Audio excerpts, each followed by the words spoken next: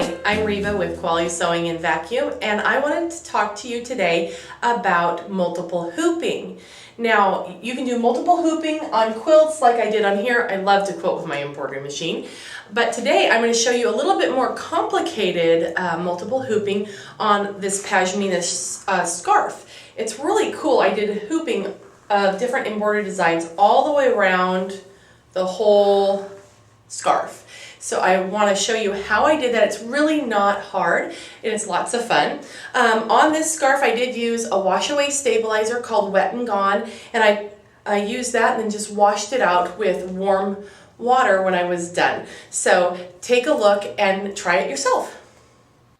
Alright, I'm going to show you how to lay out designs on, well, you could use that on any project, but I'm going to do this wonderful Pashmina. I'm really excited to do it. They're so soft and wonderful.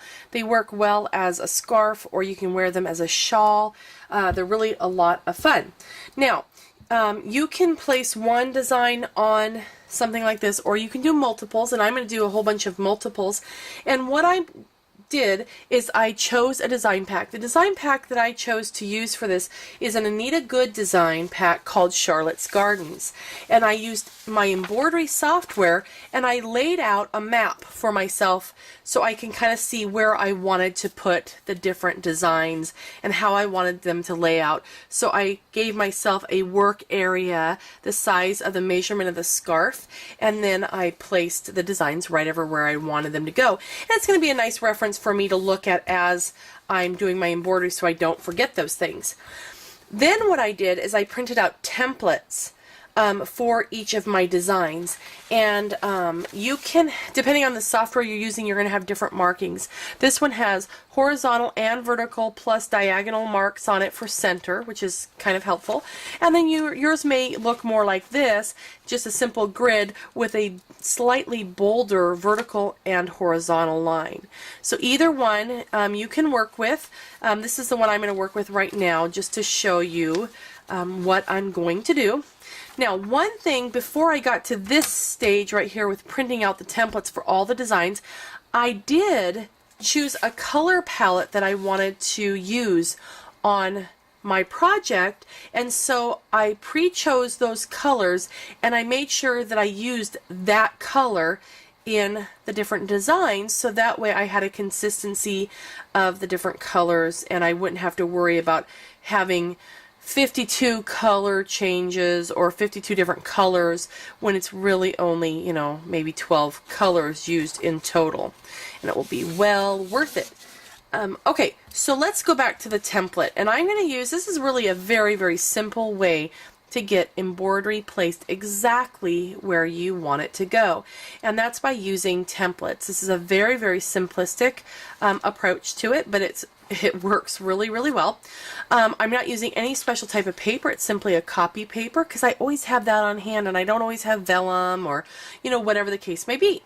So what I'm going to do is I need to make some reference marks on my template so that way I know information about this design. This one's pretty easy because the stems go down and the flower heads go up, so you kind of know which way's up there. But if you're not sure, if you're using an asymmetrical design or one that's kind of more free-formed and you can't tell which is the correct right side up, then one thing to know is that when you bring it up in your embroidery software and you print the template right from the software without having altered the design any, when it prints, it's going to print with the top up, the bottom down, and left and right. And you can tell which is up because all the printing is right side up. Also make sure you print your templates in full scale, in 100% to the real size, because otherwise they're no good to you. Okay, so what I'm going to do, because I'm going to cut this out, and then all the information that's on the paper I'm going to throw away. I don't need to keep it. So I want to transfer important information onto the template, the part I'm going to keep.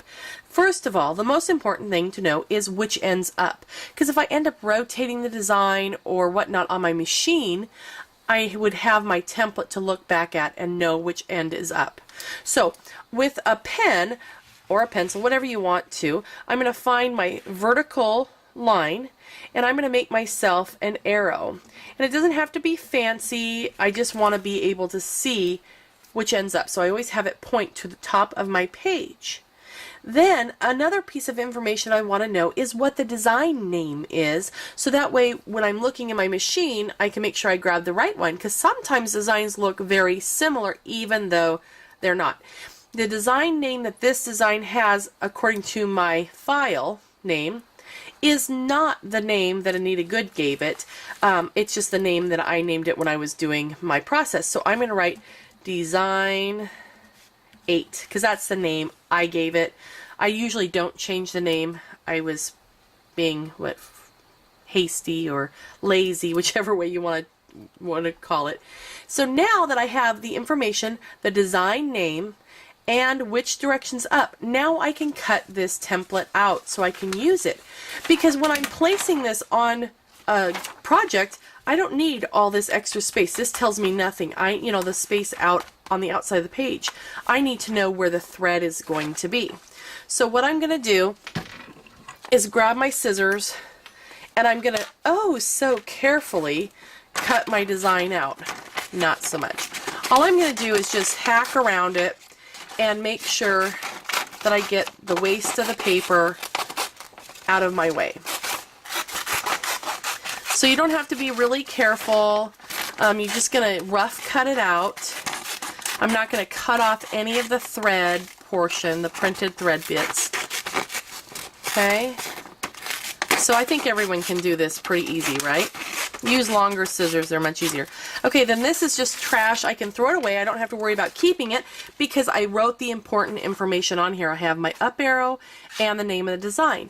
Now, if I know that I'm doing a repeat of this or it's going to nestle in with a different design and I need to know kind of where those stitches are down at the bottom, I might come back in and just carefully trim a little bit more carefully right along that area, so that way I can see right where the stitches go.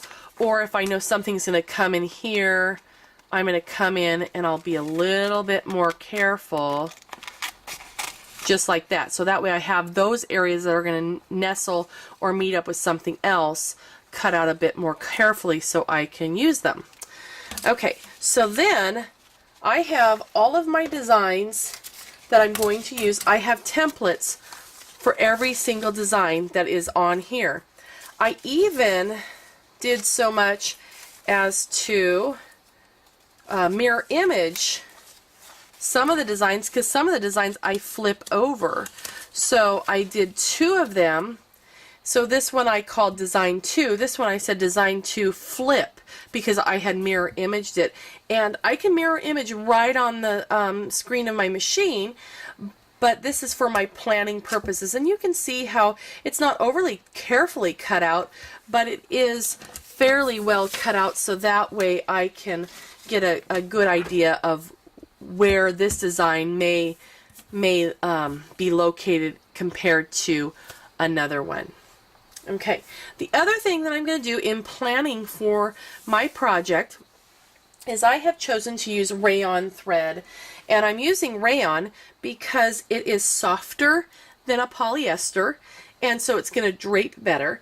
And I've also wound bobbin thread of the same thread I plan on using in the needle. And I've done this because I want the shawl, the pashmina, to be reversible, and I don't want to have a right side or a wrong side. So again, this is the same color palette of threads that I chose when I was originally planning. And it's all rayon thread. You could use polyester if you want to. It's no matter. I just want you have the drape. And I pre-wound the bobbins. So now what I'm going to do is I'm going to use a water-soluble stabilizer, and I'm going to get that hooped up and ready to go, and then we will move on to the next step. Okay, let's talk a minute about marking your templates on your project. One thing I am going to do is, if you notice along the edge here, I have kind of a straight row of embroidery designs. I am going to mark a reference line down the length of my pashmina, so that way I don't go past that. And since I'm using not the whole center, I'm not necessarily aligning the centers of the designs, so what I'm going to do is give myself a margin. So if I decide I don't want any design to be within 2 inches of my outer edge, I don't know if you can see that, but if I don't want it to come down, I'm going to come up here and mark a horizontal line the whole length of my pashmina. That's 2 inches away from the finished edge, and that will give me a boundary. And then I can come and do the same thing on this side, and I'm going to give myself a boundary here too, so that way I don't have anything hanging outside the area that I want to work with.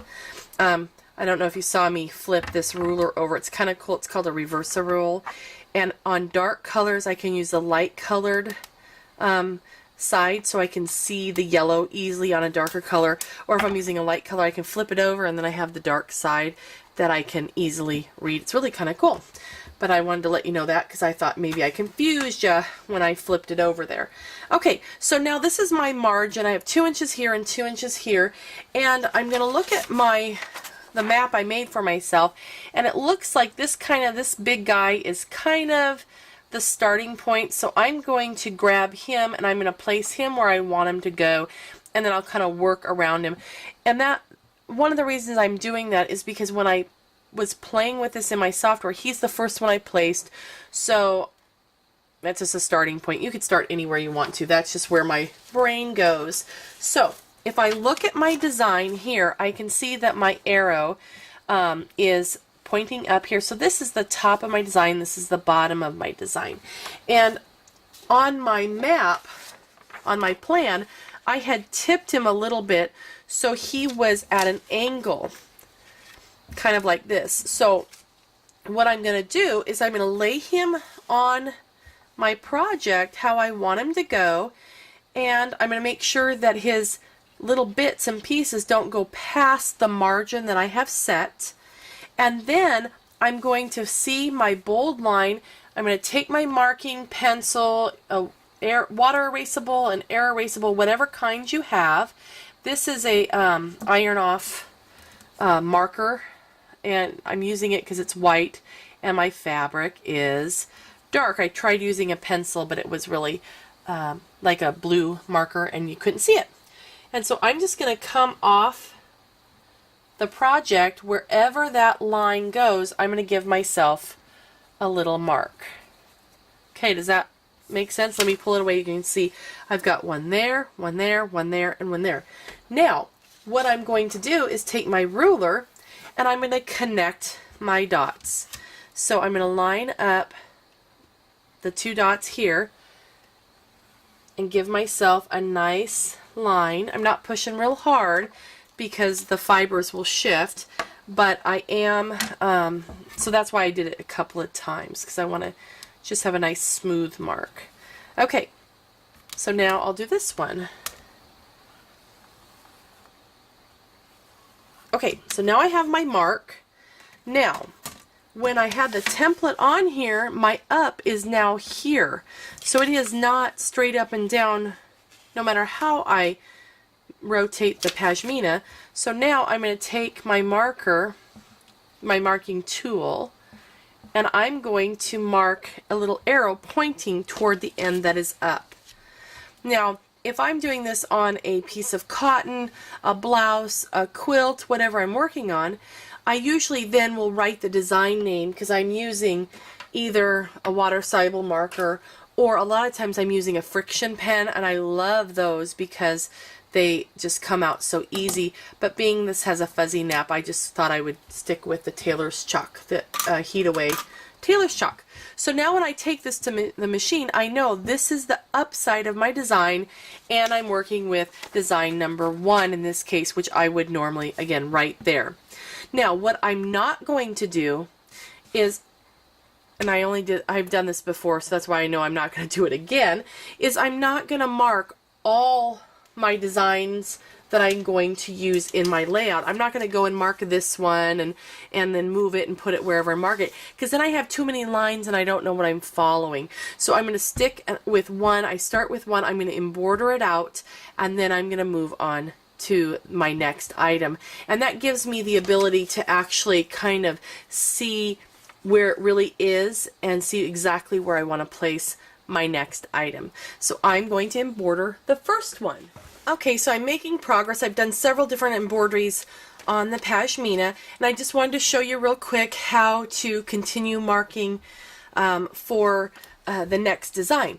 So I have my 2-inch margin line drawn right here. This line is from the previous embroidery, but I'm going to place my embroidery however I might want it to be. I don't want to go past my area here on the right hand side. So I've got it placed, I think that's pretty good. I like that placement. So I'm going to take my chalk or marker, whatever tool you're using. I'm simply going to mark my lines, and which is my horizontal and my vertical centers, and my arrow that I marked on my template is facing this way, so I'm going to put a little arrow right here. Might be kind of hard for you to see on the camera, but I can definitely see it, and when you're doing it, you need to see it. So then I'm going to set this aside, take my ruler and line up the marks that I just made. So here's this one, and then here is this one right here. So this is my center for my next design, and I just need to make sure that when I hoop my Pashmina and I place the design that this is the up, and then we're good to go. Okay, so I got all of my embroidery done, and I washed out the Wet and Gone stabilizer, so it's all gone. I washed it out with warm water. I let it soak and rinse it out, and it's important to rinse several times so that way any of that stabilizer will be completely rinsed away. Otherwise, what might happen is that, or what does happen, is that the stabilizer starts to disintegrate in the water, but if you leave the same water in, then it just becomes kind of like a starch, and it will kind of get in all of the fabric. So I let the water out several times and soaked it, and I did warm water. If you happen to have hard water and you're finding that it just doesn't seem to be rinsing out like you think it should, try soaking it with a little bit of fabric softener, and that gets it to kind of go away. And it's soft, very flexible, it has a nice drape to it, and since I used the same color bobbin in the back, it looks just pretty on both sides, and it just drapes beautifully, and I'm so excited to get to wear it. So I hope you have fun making your own and give it a try.